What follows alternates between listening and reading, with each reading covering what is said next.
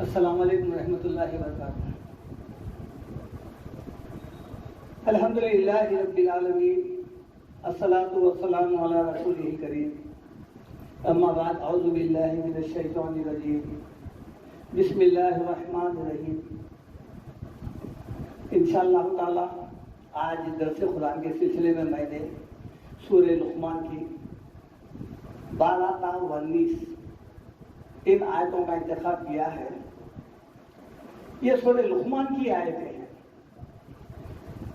اللہ تعالیٰ قرآن نے ان کے نام سے ایک سورہ رکھ دیا ہے، کیونکہ حضرت لقمان کے متعلق لوگوں میں بہت سارے غلط فہمیاں اور بہت سارے غلط قصے کہانیاں مشہور ہیں۔ اللہ تعالیٰ کے ان کا جو مقام مرتبہ تھا وہ ایک ولی کی حیثیت سے تھا۔ تاریخ سے پتہ چلتا ہے کہ یہ نبی نہیں تھے، ایک یمن کے رہنے والے ایک نیک صفت انسان تھے یہ، کیونکہ اہل عرب میں ان کا نام پہلے سے ہی مشہور تھا۔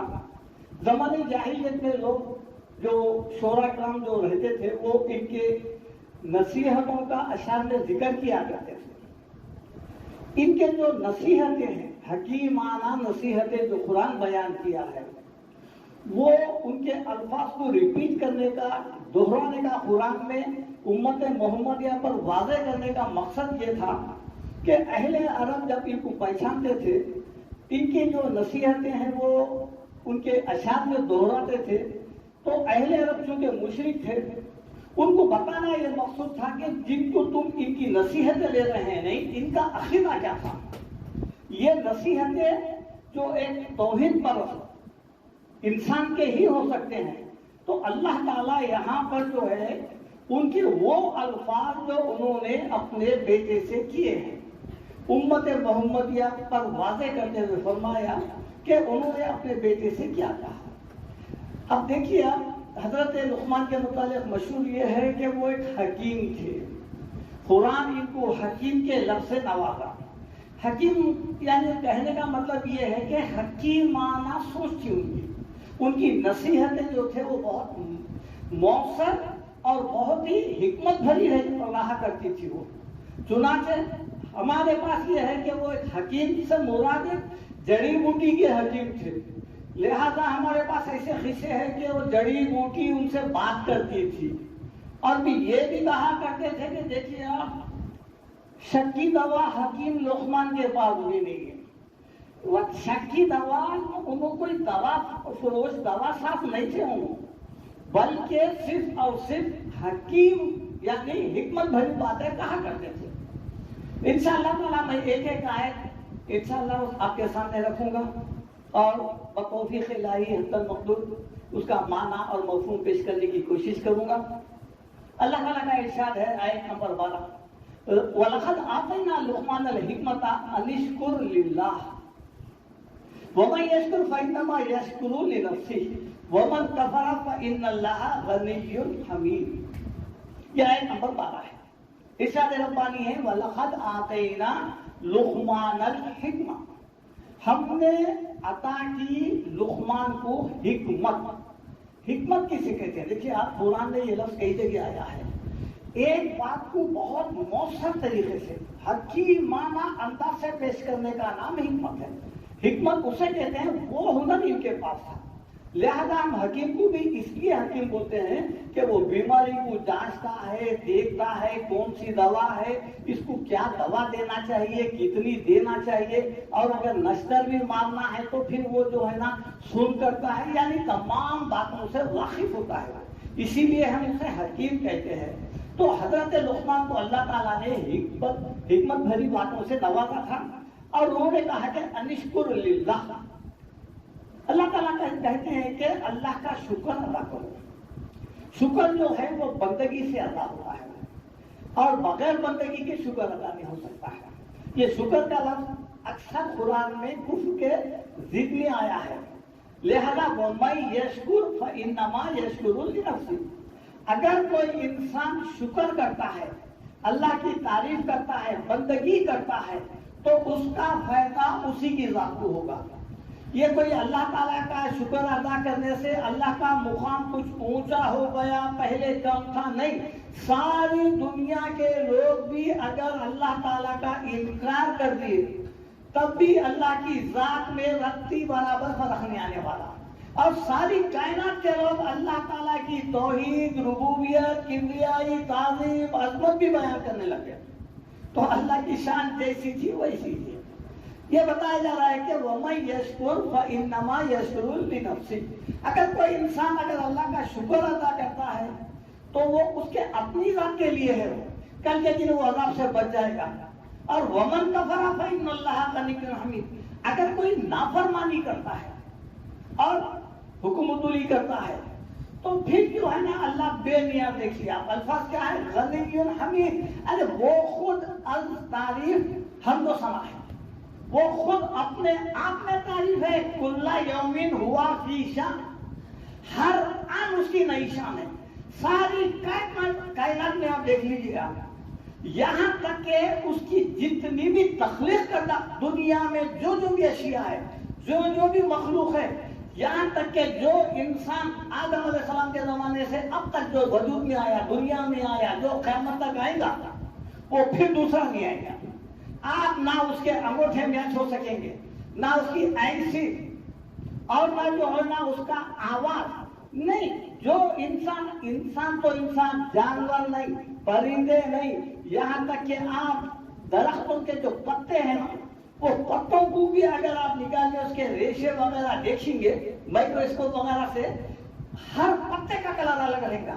ایک آپ ترکاری لیجیے، آپ ایک ہری مرچی اٹھا کے دیکھیے، آپ ساری دنیا کے بھیتر وجود میں آنے والے، پیدا ہونے والے ہری مرچی کو نکال کے دیکھیے، سب مختلف رہیں گے، سب کا ڈیزائن الگ رہے گا. اس لیے اللہ تعالیٰ فرما رہے ہیں کل یومین ہوا فی شان، ہر آن نئی شان ہے. ہر آن جب بھی اللہ تعالیٰ جو چیز پیدا کیا پھر وہ دوبارہ نہیں ہوا، دوسرا نہیں، اس کا کوئی ثانی نہیں ہے. یہ ہے عظیم. سبح اسم ربک الاعلی، یہ ہے اپنے پروردگار اعلیٰ کی حمد و ثنا بیان کرو. تو اگر کوئی کرتا ہے وہ اس کے اپنے لیے ہے، اور اگر کوئی ناشکرہ بنتا ہے، ومن کفر، اگر کوئی نافرمانی کرتا ہے تو پھر وہ اپنے آپ کو جو ہے نا نافرمانی کر کے جو ہے عذاب کا مستحق رہتا ہے. اس کے بعد ارشاد ربانی ہے آیت نمبر 13، وَإِذْ قَالَ لُقْمَانُ لِابْنِهِ وَهُوَ يَعِظُهُ. اور جب حضرت لقمان نے اپنے بیٹے سے کہا وَهُوَ يَعِظُهُ، جبکہ اس کو نصیحت کرتے ہوئے کیا فرمایا، یا بنیا لا تشرک باللہ، اے میرے بیٹے شرک مت کر اللہ کے ساتھ. دیکھیے ایک ماں باپ کو سب سے زیادہ جو فکر ہونا چاہیے اپنی اولاد کو، وہ اپنی اولاد کو دوزخ سے بچانے کی ہونا ہے. اور دوزخ کے عذاب سے بچنے کا سب سے آسان راستہ یہ ہے کہ بچہ توحید پر سنا مشرک نہ ہونا. مشرک کے لیے جنت حرام ہے، مشرک کے گناہ معاف نہیں ہوتے. وما یؤمن اکثرهم باللہ الا وهم مشرکون. اللہ تعالیٰ سورہ یوسف میں فرماتے ہیں کہ لوگوں کی اکثریت ایمان لانے کے باوجود بھی شرک کر رہی ہے. شرک کیا ہے؟ شرک کا لفظ تو ہم بہت آسانی سے کہتے ہیں. آپ پوچھئے مشرک کون ہے، کون شرک کر رہا ہے؟ صرف مسلمان کو چھوڑ کے ہر انسان مشرک ہے. غلط، یہ نہیں ہے. شرک کس سے لفظ بنا، کس سے مادہ کیا ہے؟ شریک ہے نا. کسی کو اس کا پارٹنر بنانا، ہمسر بنانا، برابر بنانا، یہ شرک کی تعریف میں آتا ہے. اور شرک کرنے والا دنیا کا سب سے بڑا بیوقوف انسان ہوتا ہے. عقل مند آدمی کبھی شرک نہیں کرتا. دیکھیے آپ اس کی مثال دیکھ لیجیے. آپ ایک مٹی کا جو ہے ایک مورتی بنایا ہے، پتھر کی بنایا ہے، وہ بول رہا ہے کہ یہ سنتا بھی ہے، دیکھتا بھی ہے. اب اس سے بڑا جاہل کوئی ہے جبکہ خود اپنے ہاتھ سے بنایا ہے. چاند، سورج، سمندر، آگ، مٹی، فلانا جانور، ان کو جو ہے نا خدا کا درجہ دیا کے رکھے ہیں لوگ. یہاں تک دیکھیے مسلمانوں میں بھی مگرمچھ، بابا تعالیٰ کی درگاہیں ہیں، پانی میں پورے مگرمچھ ہے، جا رہے لوگ نظر نیاز کر رہے ہیں، ان کی نیاز پوری ہو گئی، جا کے گوشت کے ٹکڑے مگرمچھ میں ڈال کے آ گیا. کئی ایسے گنبدیں ہیں جہاں پر نظر ماننے کے بعد بچے کو گنبد سے پھینک دینا، مر جاتا بچہ. ایسے اندھے عقائد آپ ڈوری ڈال دیا سمجھ رہے ڈوری ڈالنے کے لیے تھا، یہ دھاگا میرے کو ایکسیڈنٹ سے بچاتا، پاگل ہے وہ۔ شرک کا مرتجب جو ہوتا ہے وہ عقل کا اندھا ہوتا ہے۔ ایک دھاگا خود بنایا انسان اور ہاتھ میں ڈال لیا اور ڈال کے یہ سمجھ رہا ہے کہ یہ دھاگا میری حفاظت کرتا، یہ تعویذ من تعلق تمیمتن فقط اشرک، حدیث میں آیا ہے جو کوئی بھی لٹکایا تعویذ دھاگا وغیرہ گھنٹا کچھ بھی گڑا وہ شرک کیا ہے۔ کیوں؟ اب اللہ تعالیٰ سے اس کا کنیکشن کٹ گیا، اب کس پہ آ گیا؟ یہ دھاگے پہ آ گیا، یہ تعویذ پہ آ گیا۔ آج ہمارے گھروں کو دیکھو، ناریل کانٹے کی لکڑی، کیوں؟ شیطان آیا تو وہ کانٹے کی لکڑی میں اٹک جاتا، پھنس جاتا، وہ لکڑی اوپر ہے وہاں سے کہیں کوئی نہ ہونا۔ عقل بے وقوف، ہر کام مشرک جو کرتا ہے وہ بے وقوفانہ کرتا ہے۔ ہمارے پاس جو ہے مسلمانوں کی اکثریت میں بتا رہا ہوں، چاہے وہ خبر پرستی ہو، جادو پرستی ہو، وہم پرستی ہو، ان تمام چیزوں کا دیکھیے تعلق اللہ تعالیٰ سے ٹوٹ جانا۔ اب آپ کس پہ بھروسہ کر رہے ہیں؟ بے جان چیز پہ، بے حقیقت چیز پہ۔ اللہ تعالیٰ کسی آیت کے اوپری آیت میں فرمایا خلق السماوات والارض بغیر عمد ترونہا، ہم نے آسمانوں کو بغیر ستونوں کے پیدا کیا۔ دیکھ رہے نا ہم کتنا وسیع عریض آسمان ہے، جہاں تک نظر جا رہی ہے وہاں تک بھی جو ہے آسمان ختم نہیں ہو رہا، جہاں تک بھی جاؤ پھر وہی آسمان آپ کو نظر آئے گا۔ خلق السماوات بغیر عمد ترونہا وَأَلْقَى فِي الْأَرْضِ رَوَاسِيَ أَن تَمِيدَ بِكُمْ، اور زمین میں ہم نے پہاڑ ڈال دیے تاکہ ہچکو نہ دکھائے۔ وَبَثَّ فِيهَا مِن كُلِّ دَابَّةٍ، اور زمین میں ہم نے ہر قسم کی مخلوق پیدا کر کے رکھ دیے ہیں، ترکاری ہو، فروٹس ہو، سمجھا، یا پھر اناج ہو، یا پھر جو ہے نا ہر قسم کے میوے وغیرہ جتنی بھی انسانوں کو ضرورت ہے وہ ہم نے زمین میں اگا دیے ہیں۔ اس کے بعد پھر کیا فرمایا اللہ تعالیٰ؟ وَأَنزَلْنَا مِنَ السَّمَاءِ مَاءً فَأَنبَتْنَا بِهِ فِيهَا زَوْجٍ كَرِيمٍ، اور ہم نے اس میں نفیس قسم کے جو ہے نا نباتات وغیرہ اگا دیے ہیں، ہم جو کھاتے ہیں۔ اس کے بعد اللہ تعالیٰ فرماتے ہیں ھذا خلق اللہ، یہ اللہ تعالیٰ کی تخلیق کرتا ہے۔ یہ کون بنائے؟ اللہ تعالیٰ فرما رہے ہیں یہ اللہ کی ہے۔ تم اللہ کو نہیں مانتے نا تو پھر یہ کس کا ہے؟ یہ جو تم سانس لے رہے ہیں، جو تم غذائیں کھا رہے ہیں، ترکاری کھا رہے ہیں، تمہارا جسم پرورش پا رہا، جو تم کو صحت ہے، جو تم عمر پا رہے ہیں، تم جو وجود میں آئے، وہ آخر ہے کس کی؟ ھذا خلق اللہ، یہ اللہ کی تخلیق ہے، یہ اس کی پیدا کرتا ہے۔ فَأَرُونِي مَاذَا خَلَقَ الَّذِينَ مِن دُونِهِ، تو مجھے دکھاؤ کہ تم جس کے پاس جا کے تم میرا شریک ٹھہرا رہے ہیں نا وہ کون سی چیز پیدا کرے، مجھے دکھاؤ۔ فَأَرُونِي، مجھے دکھاؤ، مَاذَا خَلَقَ الَّذِينَ مِن دُونِهِ، کہ اس سے ہٹ کے کون سی چیز پیدا کیے ہیں۔ آج تک کوئی دنیا میں یہ بولا؟ جو اللہ کو نہیں مانتا ہے، اللہ کا وجود کا انکار کرتا ہے، وہ بھی اس بات کا خواہش ہے کہ دنیا میں جتنی بھی چیزیں ہیں، جتنے بھی اگائے ہیں، جو بھی مخلوق ہے، نہیں بھائی یہ ادھر کا ہندوستان کی مخلوق کو کوئی اور خدا بنایا، ادھر کی الگ ہے، وہ امریکہ کے سائڈ کے کچھ الگ ہے، یا پھر یہ درخت جو ہے نا یہ درخت اللہ کے لیے، یہ پتے نہیں ہے، یہ پھل نہیں ہے، پھول۔ آج تک کوئی بھی شخص یہ جو ہے نا انکار نہیں کر سکا اس بات کہ جو ہے نا کوئی اور مخلوق کوئی اور پیدا کیے۔ ھذا خلق اللہ فَأَرُونِي مَاذَا خَلَقَ الَّذِينَ مِن دُونِهِ بَلِ الظَّالِمُونَ فِي ضَلَالٍ مُبِينٍ، بلکہ ظالم لوگ جو ہے نا ہر دھرمی پہ آتے ہیں۔ اور تو سب سے پہلے کیا ہے؟ حضرت لقمان نے اپنے بیٹے کو نصیحت کرتے ہوئے یہ کہا، دیکھو بیٹا، لا تشرک باللہ، اللہ کے ساتھ کسی کو شریک مت کرو۔ شرک سے بچانے کا مطلب یہ ہے کہ بچے کو یا اپنی اولاد کو جو ہے نا دوزخ سے بچانا ہے، یہ ہے اصل۔ توحید پرست بنانے کا مطلب یہ ہے کہ جنتی بنا دیا، یہ خیر خواہی ہونا ہے۔ لیکن ہمارے پاس بچے کو سب سے پہلے گانے سناتے، کہانیاں سناتے جھوٹے سچے، اور پھر بچہ بڑے ہوئے تک غیبتیں سنتے ہوئے آتا ہے، لڑائی جھگڑے سنتے ہوئے آتا ہے، اسی میں پرورش۔ یہاں تک کہ حضرت صاحب کا انتقال بھی ہو رہا، والد صاحب کا، دادا کا، نانا کا، اپنے بیٹوں کو بلا کے سب سے پہلے جو نصیحت کرتے وہ یہ ہے، دیکھو بیٹا فلانا مکان تم لے لینا، وہ کمرہ تم لے لینا، وہ دکان تم چلا لینا، اور آپس میں مل کے رہنا، لڑنا نہیں۔ یہ ہے ہم کو تم شہداء اذ حضر یعقوب الموت، جب یعقوب علیہ السلام کی موت کا وقت آیا، اے نبی صلی اللہ علیہ وسلم آپ اس وقت موت تھے موجود، کیا کہا اس خالہ لبری ہی، انہوں نے اپنے بچوں سے کیا کہا، ما تعبدون من دونی، تم میرے مرنے کے بعد کس کی عبادت کرتے ہیں؟ دیکھیے آپ، یہ ہونا چاہیے، یہ اگر ہے تو پھر وہ قوم کبھی بھی شرک کا مرتکب نہیں ہو سکتی۔ لیکن جو ہے ہماری ساری فکر، دیکھیے آپ پورا بچہ جوان ہو گیا، بڈھا ہونے کو آ رہا، کئی ایسے گھرانے ہیں بڑے سے بڑا پوسٹ دلا دیے، آپ ڈاکٹر بنا دیے، انجینئر بنا دیا، کئی ایسے پوسٹ بنا دیے، لیکن قرآن دیکھے تو جو ہے نا ایک آیت نہیں پڑھ سک رہا بچہ، آپ کیا بنائیں، کیا کرے آپ؟ بہت قابل بنا دیا ہے، بیرون ملک کو بھی بھیج دیا، بچہ باہر کما بھی رہا ہے، لیکن دنیاوی تعلیم تو پوری دی ہے، لیکن دینی تعلیم سے اکثر محروم کر دیے بچے۔ کیا ہوا اس کا؟ ارے جو ابد الآباد زندگی تھی، مرنے کے بعد نہ دکھ ہے، نہ درد ہے، نہ تکلیف ہے، نہ نکالے جانے کا ڈر ہے، ہمیشہ کا جو ہے نا پی آر ملا ہوا ہے، یہ دوسرے ملکوں میں جو پی آر ملتا نا، یہ پرماننٹ ریسیڈنٹ، یہ 4 دن کا ہی تھا، موت کے بعد ختم ہو جاتا، یہ ہمیشہ کی جنت ہے، اس کا دلاؤ، یہ بناؤ۔ لیکن یہ سب سے زیادہ فکر اللہ تعالیٰ یہی بتا رہے ہیں کہ تم اپنی اولاد کو سب سے پہلے شرک سے منع کرو۔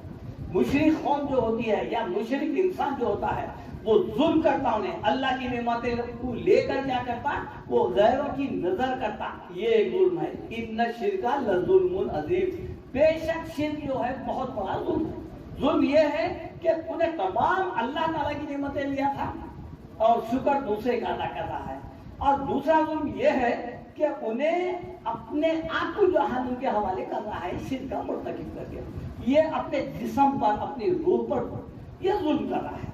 تو یہ نصیحت کرتے ہوئے فرمایا کہ ان الشرک لظلم عظیم ووصینا الانسان بوالدیہ، ہم نے انسان کو تاکید کی ہے اپنے والدین کے متعلق۔ کیا تاکید تھی؟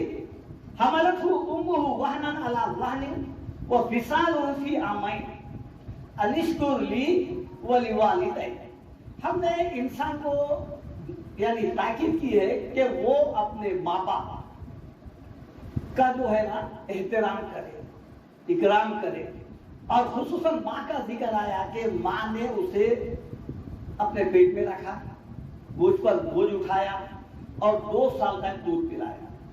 انشکر لی، اس سبب سے تم کیا کرو، میرا بھی شکر کرو، ولوالدیک، اور اپنے ماں باپ کا، دونوں کا ذکر آیا۔ دیکھیے حدیث میں چونکہ جو ہے نا ماں پرورش کرتی ہے، 9 مہینے رکھتی ہے، تقریباً 2 سال دودھ پلاتی ہے، تو اس کے لیے یہ ہے کہ ماں کا درجہ جو حدیث میں آئے، کسی صحابی نے آگے پوچھا، آپ نے فرمایا 3 حصے ماں کا حق ہے، 1 حصہ باپ کا۔ اس کی وجہ یہی ہے رضا، کیونکہ ماں بہت سارا تکلیف اٹھاتی ہے، بہت سارا بچہ پیدا ہونے تک ماں جو ہے نا بہت مشکلوں سے گزرتی ہے۔ حضرت عمر رضی اللہ عنہ کے زمانے میں ایک شخص کی شکایت آئی کہ وہ اپنے ماں کو مارتا ہے اور ستاتا ہے، تو حضرت عمر نے اسے بلا کر کہا کہ تو اپنی ماں کے ساتھ کیوں کر رہا ہے؟ اس کے بعد حضرت عمر نے ایک پتھر لیے جو 2-3 کلو کا، اس کے پیٹ کو بند کیا، بند دینے کے بعد بولے کہ اس کا پتھر مت نکال، یہ سزا ہے۔ 2-4 دن کے بعد آیا، بولا کہ حضرت امیر المومنین، نہ میں کھا سک رہا ہوں، نہ بیٹھ سک رہا ہوں، نہ لیٹ سک رہا ہوں۔ تو بولے پھر وہ ماں کو جو 9 مہینے پیٹ میں رکھی تو اس کے ساتھ ایسا سلوک کر رہا ہے، تو جو یہ ماں کا جو مقام ہے نا پرورش کے اعتبار سے وہ سب سے زیادہ ہے۔ اور پھر ساتھ ساتھ یہاں پر جو ہے انشکر لی ولوالدیک، میرا بھی شکر کرو اور والدین کا بھی، والد کا بھی۔ آج والدین کی جو ہے نا ہر گھر میں نافرمانی، یہ اس کی وجہ کیا ہے؟ دیکھیے آپ، والدین کو بھی چاہیے کہ اپنی اولاد کے سامنے، ماں باپ ہوتے ہیں پہلا مدرسہ نہیں یونیورسٹی سمجھیے آپ۔ جب دیکھیے بچہ جو ہے آپ جو کرتے ہیں وہ کرتا، آپ جو سکھاتے ہیں وہ نہیں سیکھتا۔ ہم بچوں کو بچپنے سے کیا سکھاتے ہیں؟ دیکھیے آپ دسترخوان پہ بیٹھے ہیں، کسی بڑوں کا مذاق اڑاتے، بڑوں کی توہین کرتے، غیبت وغیرہ، یہ جو بچہ سن سن کے بڑا ہو رہا ہے. گالی گلوچ بچہ جو ہے، گالی گلوچ پہلے والدین سے سیکھتا ہوں میں، گھر میں سے سیکھتا ہوں میں، بعد میں دیتا ہے میں. باپ اگر شرابی ہے تو بیٹا یقیناً شرابی نکلتا ہو. کیوں؟ جو دیکھیں گا وہ کرے گا نا. یہ وجہ نہیں. اپنی اولاد کو نیک اگر صالح بنانا ہے تو سب سے پہلے ہم کو صالح بننا پڑے گا. جب تک ہم نیک نہیں بنیں گے تو اپنی اولاد کو بھی نیک نہیں بنا سکتے ہیں. ہم ان کے لیے معیار ہے، کسوٹی ہے. اگر جو ہے ہم خود ان کے سامنے ایک ایسی شخصیت بن کے وہ ہو رہی تو پھر وہ کیسا ہوگا؟ ادب آپ کا کب کریں گا؟ جب آپ بچوں کے سامنے اپنے والد کا ادب کریں گے، ماں باپ کا ادب کریں گے تو بچہ بھی ادب کرتا ہے. آپ ماں باپ کو بہت سمجھ رہے، لے جا کے روڈ ہیجو میں داخل کر دے رہے، تو پھر وہ دن دور نہیں ہے کہ آپ کا بچہ بھی آپ کو تھوڑے دن کے بعد آپ کو وہیں پر لے جا کے داخل کر دیتا. تو یہاں پر جو ہے دونوں کے لیے میرا شکر ادا کرو اور والدین کا بھی. اللہ کا شکر کیسا ہوگا ادا؟ اللہ کا شکر ادا ہوگا عبادات کے ذریعے سے، احکامات پر عمل کر کے. اور والدین کا جو شکر ہوگا، دونوں کے لیے شکر کا لفظ آیا ہے، تو والدین کے لیے جو ہوگا وہ ان کی خدمت. اب اس کے بعد کی آیت میں آئے گا وہ الی المصیر، اور یہ یاد رکھو کہ تم لوگوں کو میری طرف پلٹنا ہے. آیت نمبر 15 وَإِن جَاهَدَاكَ عَلَىٰ أَن تُشْرِكَ بِي مَا لَيْسَ لَكَ بِهِ عِلْمٌ. اگر یہ ماں باپ اپنی اولاد کو اگر فورس کرے، زور ڈالے، کوشش کرے کہ اللہ کے ساتھ کسی کو شریک ٹھہرا، تو اللہ تعالیٰ کیا فرما رہے ہیں کہ وہ ان کی بات نہیں سننا. فَلَا تُطِعْهُمَا وَصَاحِبْهُمَا فِي الدُّنْيَا مَعْرُوفًا. تو ماں باپ کی بات خدمت اس وقت تک کرنا چاہیے جب تک کہ اللہ تعالیٰ کے احکامات کی خلاف ورزی نہیں ہونا چاہیے. اب یہاں پر ماں باپ دیکھیے، اگر یہ کہہ رہے ہیں کہ جو ہے نا درگاہ کو چلو، نیاز کرو، جھنڈا لگاؤ، یا پھر جو ہے نا اب اس معاملے میں معذرت چاہتا ہے، اس معاملے میں ماں باپ کی بات نہیں سننا، بلکہ کس کی بات سننا؟ آگے کی آیت میں ہے. یہاں پر اگر ماں باپ نان مسلم ہے، ان کے کھانے کا، پینے کا، کپڑے کا، خدمت کا ہر وہ موقع حاصل جانے دیتا. لیکن توحید کے مسئلے میں ماں باپ کی بات کو بھی سننے کا اختیار نہیں دیا اللہ تعالیٰ. فَلَا تُطِعْهُمَا وَصَاحِبْهُمَا فِي الدُّنْيَا مَعْرُوفًا وَاتَّبِعْ سَبِيلَ مَنْ أَنَابَ إِلَيَّ. پھر اتباع اس کا کرو، ماں باپ کے خلاف میں اس آدمی کے راستے پر چلو جو میری طرف بلاتا ہے، میری طرف رجوع کرنے کے لیے کہتا ہے، اس کی بات مانو، ایسوں کی بات مت مانو. اگر ماں باپ ہے سارا پر دوا ڈوری علاج وغیرہ سب کچھ کرو، اس میں کسی قسم کی کمی نہیں آنا چاہیے. لیکن عبادات وغیرہ میں شرک کے جو ہے نا رسومات میں ان کا ساتھ نہیں دینا چاہیے. ثُمَّ إِلَيَّ مَرْجِعُكُمْ فَأُنَبِّئُكُم بِمَا كُنتُمْ تَعْمَلُونَ. پھر دیکھو تم کو میری طرف پلٹ کر آنے کا ہے، میں تم کو بتا دوں گا کہ تمہارے اعمال کیا کیا. اس کے بعد میں اپنے بیٹے کو حکم دیتے ہوئے، نصیحت کرتے ہوئے فرماتے ہیں یا بنیا انہا ان تکو مثقال حبۃ من خردل فتکن فی صخرۃ او فی السماوات او فی الارض یأتی بها اللہ. اے میرے بیٹے، دیکھیے آپ جس انداز سے نصیحت کر رہے ہیں کہ اگر کوئی عمل رائی کے دانے کے برابر بھی ہو اور وہ ہو کسی چٹان کے اندر، پتھر کے اندر، یا پھر آسمانوں میں، یا پھر زمین میں، یہ سمجھ لے کہ قیامت کے دن اللہ تعالیٰ اس کو لے کے آئے گا. سورہ انبیاء میں یہی بات ہے، وَنَضَعُ الْمَوَازِينَ الْقِسْطَ لِيَوْمِ الْقِيَامَةِ. ہم انصاف کا ترازو قائم کریں گے قیامت کے دن. فَلَا تُظْلَمُ نَفْسٌ شَيْئًا. کسی کے اوپر بھی ذرہ برابر بھی ظلم نہیں ہوگا. وَإِن كَانَ مِثْقَالَ حَبَّةٍ مِّنْ خَرْدَلٍ أَتَيْنَا بِهَا. اگر کسی کا عمل رائی کے دانے کے برابر بھی ہے لے کے آئیں گے. وَكَفَىٰ بِنَا حَاسِبِينَ. اور ہم حساب لینے کے لیے کافی ہے. انسان جو ہے نا چٹانوں کے اندر، غاروں کے اندر بھی اگر چلے گیا ہے، وہی بتا رہے ہیں کہ فَتَكُن فِي صَخْرَةٍ. चट्टान के अंदर भी जाके अगर कोई गुनाह कर रहा है, चाहे वो राई के दाने के बराबर हो, और फिर समावात या आसमानों में, आसमानों से मुराद क्या है, वेनिस पे चले गया, चांद पे चले गया, अब ये समझ रहा है कि कोई नहीं देखने वाला है, जहाज के अंदर जा रहा। कई लोग जो है हेलीकॉप्टर जहाजों में भी गुनाह करते हैं, लेकिन ये नहीं समझना कि वो जहाज के अंदर है, नहीं, अभी पानी के अंदर जाके देखिए आप, 5 लोग जाके अंदर मर गए हैं, फरिश्ता वहां पर भी आया, 4 किलोमीटर अंदर जाके भी उनकी रूह खप करके लेके चलेगा। अल्लाह ताला के लिए कोई काम मुश्किल नहीं है। खबरदार, इन तमाम बातों का मकसद क्या है, संभल कर जिंदगी गुजारो। तुम अल्लाह के सामने है, कहीं भी हो, आसमानों में हो और फिर अर्थ या जमीन के तय खाने भी बराबर भी, अगर अंदर भी जाके तुम अगर कोई बुरा अमल कर रहे या नेक अमल कर रहे, यक्ति भी अल्लाह ताला उसको लेके आएगा क़यामत में, तुमको दिखाएगा और तुम वो अमल को देखेंगे जैसा कि अपने आप की कोई वीडियो देख रहे हैं उस तरह देखोगे। इन्नल्लाह लतीफुल खबीर, बेशक अल्लाह ताला जो है बारीक और खबीर, यानी हर चीज का उसके पास खबर रखने वाला है, हर चीज की खबर है। इसके बाद या बुनैया अक़िमिस सलाह वअमुर बिल मारूफ, ऐ मेरे बेटे क्या करना है, अक़िमिस सलाह, नमाज कायम कर, फिर वअमुर बिल मारूफ वनहा अनिल मुनकर, अच्छे बातों का हुक्म दे, बुराइयों से रोक। ये है असल फरीज़ा उम्मत मुहम्मदिया। कुंतुम खैरा उम्मतिन उखरिजत लिन्नास तअमुरुना बिल मारूफ व तनहौना अनिल मुनकर। तुम एक बेहतरीन उम्मत, तमाम उम्मतें गुजर गए, अब तुम एक बेहतरीन उम्मत। क्या है? कुंतुम खैरा उम्मतिन उखरिजत लिन्नास, तुमको पैदा किया गया, निकाला गया दूसरे जो लोग हैं बेदीन है उनके लिए।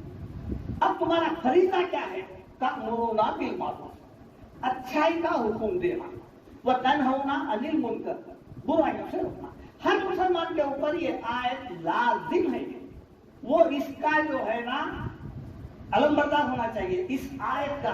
हजरत लुकमान भी वही फरमा रहे, नमाज तो कायम कर लिए, अक़ीमिस सलाह, अब इसके बाद क्या करना है, देखिए आप, वअमुर बिल मारूफ, अच्छे बातों का हुक्म दो। अब जो हमारे पास क्या है, नमाज पढ़ने वाला ये समझता है कि हम जन्नती हो गया, नहीं, नमाज पढ़ने के साथ ये 2 फरीज़े आपके ऊपर फर्ज हो गए।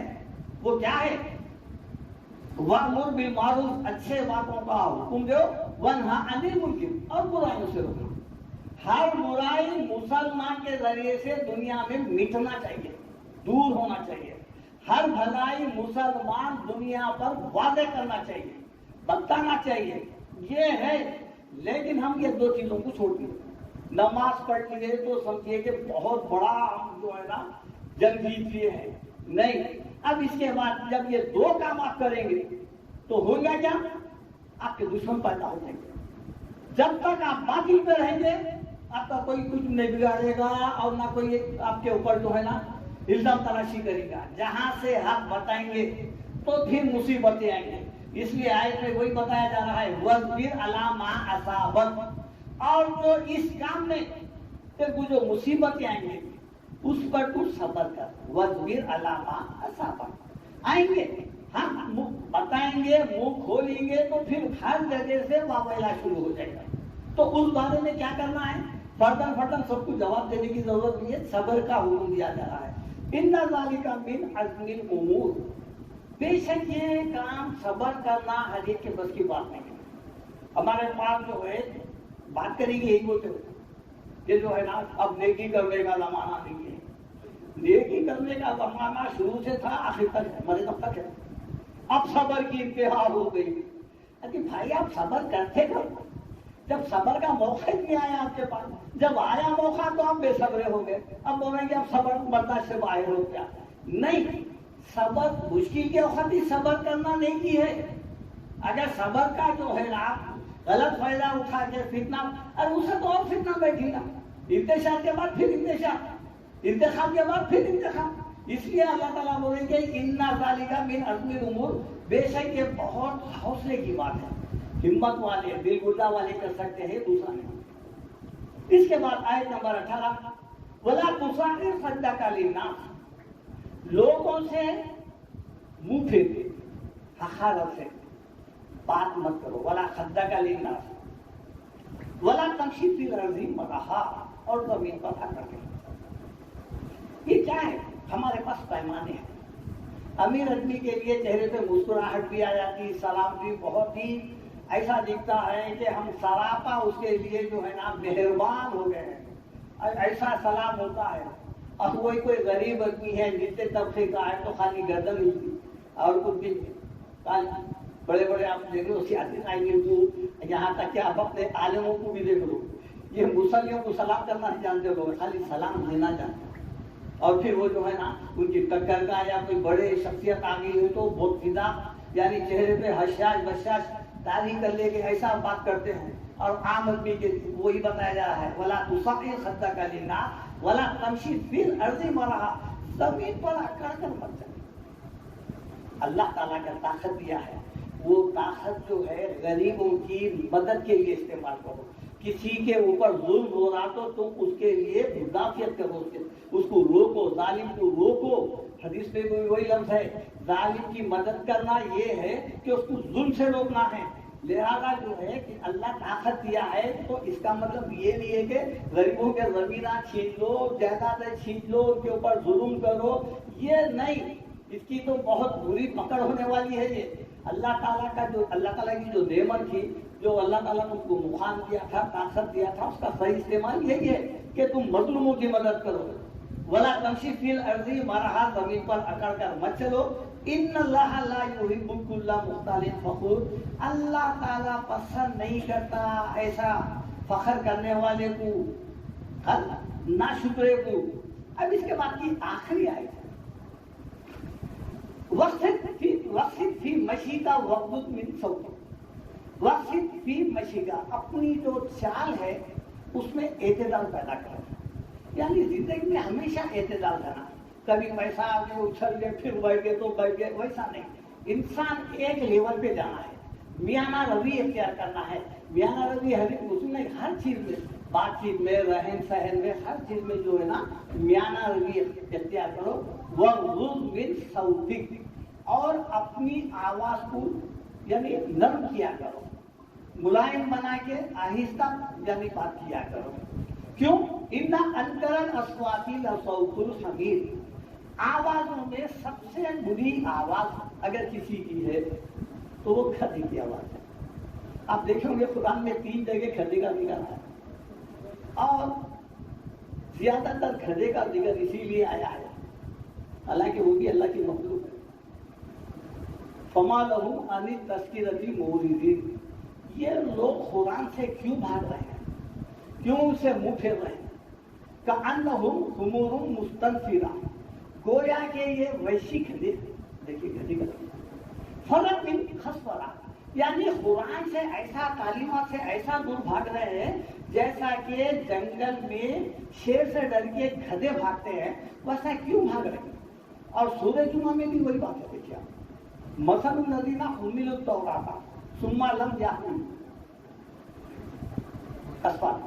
یحملوا اسفارا، یہ جن کو ہم نے توریت دی تھی، توریت کیا ہے؟ وہ بھی قرآن ہے۔ مثل الذین حملوا التوراۃ، جن کو ہم تورات کا وارث بنائے تھے، ثم لم یحملوا کمثل الحمار یحملوا اسفارا، گویا کہ جو ہے نا اگر گدھے کے اوپر کتابیں لاد دیے ہیں تو گدھا تعلیم یافتہ نہیں ہوتا۔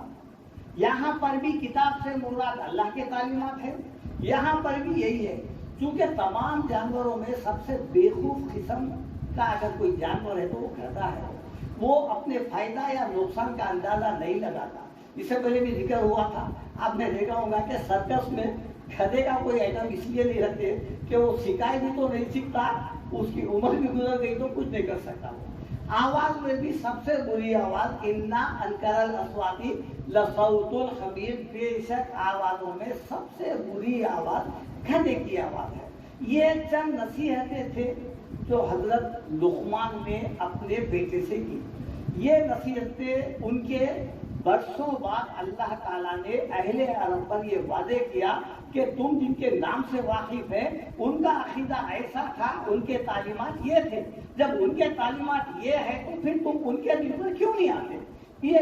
یہ ایسا نہیں ہے کہ اللہ تعالیٰ ان باتوں کو اس قرآن میں کہنا بھول گیا تھا، وہی کے ذریعے سے بتانا بھول گیا تھا، نہیں، بلکہ اہل عرب پر یہ ظاہر کرنا تھا کہ یہ وہ لوگ معروف تھے، حضرت لقمان معروف تھے اہل عرب میں، لہذا ان کا یہ عقیدہ تھا، وہ توحید پرست تھے۔